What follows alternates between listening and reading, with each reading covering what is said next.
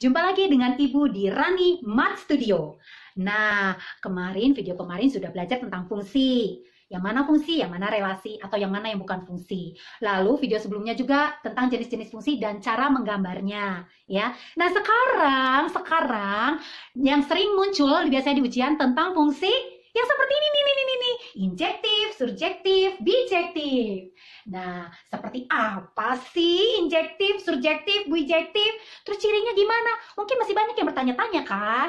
Nah, biar kalian nggak pusing, nggak berlama-lama, kita akan mulai. Tapi sebelumnya, klik tombol like-nya, lalu share ke teman-teman kamu agar teman-teman kamu juga tahu dong beda-bedanya apa surjektif, injektif, bijektif.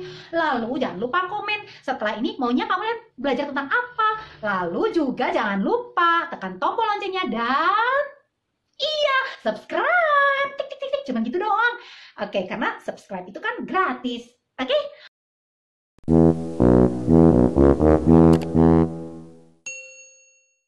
Mari kita mulai tentang fungsi injektif, surjektif, dan bijektif. Nah, apa sih fungsi injektif itu?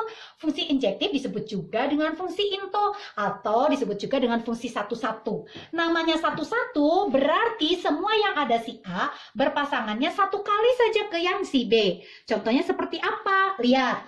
Ingat yang namanya fungsi di kolom si atau di himpunan A, nggak boleh ada yang jomblo, nggak boleh ada yang selingkuh, betul. Nah, kita pasangkan maunya si, misalnya 1 ke B, sendiri ya. 2 ke A, nggak boleh ada yang sama. 3 ke E misalnya. 4 ke C misalnya. Ini nggak ada yang jomblo, nggak ada yang selingkuh. Berarti fungsi. Coba lihat sebelah kiri, sebelah kanan himpunan B-nya. Cuma sekali aja nggak ada yang double kan?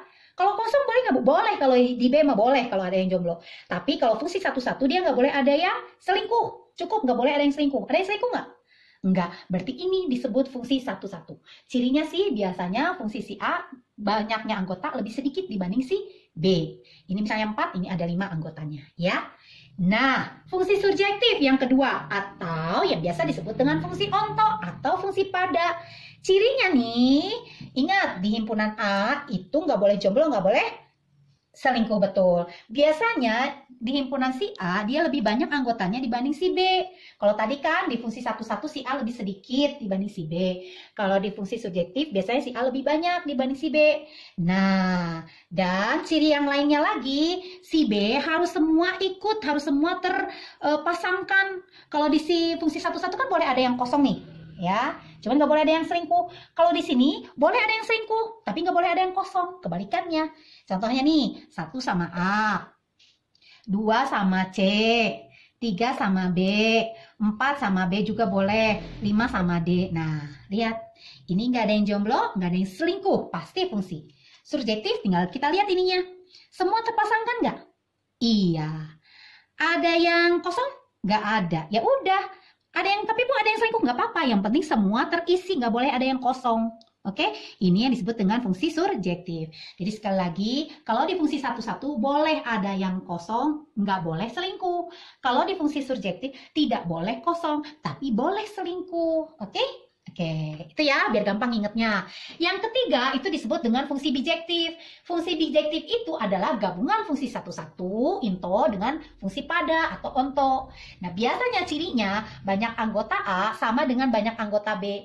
Jadi, di sebelah B-nya harus terpasang satu-satu, tapi semua nggak boleh ada yang kosong, nggak boleh ada yang selingkuh. Ya, ingat, ini semua terpasangkan, cuma harus satu-satu, nggak boleh kosong, nggak boleh selingkuh. Contohnya, 1 dengan D, 4 dengan B, 2 dengan A, 3 sama C. Nah, lihat, semua terpasangkan, betul kan? Iya. Ada yang kosong? Nggak ada. Ada yang selingkuh? Nggak ada. Jadi, ini fungsi bijektif itu adalah pasangan yang setia. Jadi, pasangannya satu semua. Nggak boleh ada yang jomblo, nggak boleh ada yang selingkuh. Ini yang disebut dengan fungsi bijektif. Gampang ya? Ingat sekali lagi, kalau di fungsi injektif, di himpunan B-nya itu hanya sendiri-sendiri, tapi boleh kosong, nggak boleh selingkuh, atau nggak boleh ada yang double. Di surjektif, ini si B-nya harus semua ikut, nggak boleh kosong, tapi boleh selingkuh. Oke? Nah, di yang ketiga, bijektif, dia harus setia.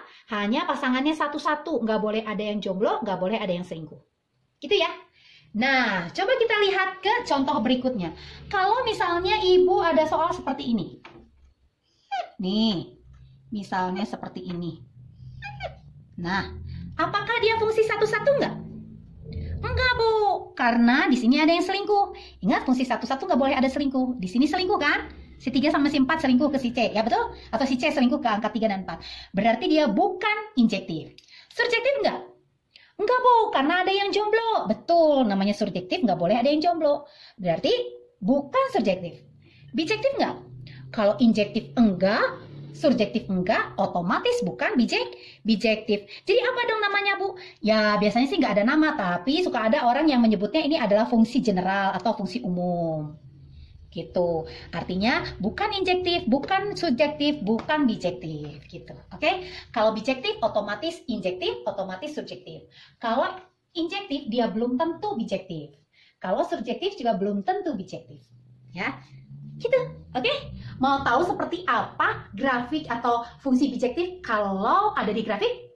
Yuk, Ibu kasih 2 contoh. Yuk. Nah, andaikan Ibu punya grafik fungsi linier. Ingat, fungsi linier itu yang pangkat X-nya paling besar adalah 1 ya. Nah, gambarnya pasti berupa garis lurus. Apakah ini fungsi bijektif atau tidak? Nah, caranya mudah. Kalau tadi kalian belajar bahwa fungsi itu ditarik, menentukan fungsi pada grafik tinggal tarik sejajar sumbu Y. Kalau ditarik, pasti hanya memotong di 1 titik pada grafik ini, betul?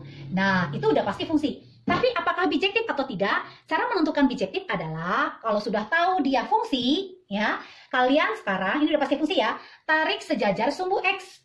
Nah, kita tarik sejajar sumbu X. Nah, dia memotong di 1 titik semuanya nih. Kalau ditarik hanya 1 titik. Nah, kalau ditarik sejajar sumbu Y itu hanya satu-satu, berarti itu fungsi. Kalau ternyata fungsi tersebut ditarik sejajar sumbu X, ternyata hanya memotong 1 titik, ini disebut fungsi bijektif. Oke? Sekarang kita lihat yang ini. Di video sebelumnya, Ibu sudah mengatakan bahwa ini adalah fungsi. Kenapa? Karena kalau kita tarik sejajar sumbu Y, dia hanya memotong di 1 titik. Betul? Oke. Nah, berarti ini fungsi ya. Nah, kalau ini fungsi, kita akan menentukan apakah dia bijektif atau tidak. Cara menentukan dia bijektif atau tidak, itu adalah tinggal kita tarik sejajar sumbu X. Betul. Coba tarik. Ibu memotong di 2 titik. Tuh, memotong di 2 titik. Nah, kalau memotong di 2 titik, berarti dia bukan bijektif. Dia bukan bijektif. Nah, jadi kalau fungsi kuadrat, dia adalah fungsi, tapi bukan bijektif. Kalau fungsi linier, dia adalah fungsi dan juga bijektif. Itu dia contohnya. Untuk contoh-contoh berikutnya, nanti kalau ada yang mau, Bu, saya bingung kalau misalnya ada soal seperti ini, injektif, bijektif, subjektif, atau general, atau grafik ini seperti apa? Apakah termasuk injektif, bijektif, subjektif? Nah, silakan komen. Oke? Nah, mungkin begitu saja tentang jenis-jenis fungsi, ya, lanjutannya dari yang video sebelumnya. Saksikan terus video di Ranimat Studio karena kita akan bahas mengenai fungsi selanjutnya. Ada fungsi komposisi, ada fungsi inverse. Penasaran kan? Kalian pengen kan nilainya bagus? Nah, jangan lupa tetap ikuti Ranimat Studio. Subscribe ya. Oke, sampai jumpa. Salam matematika.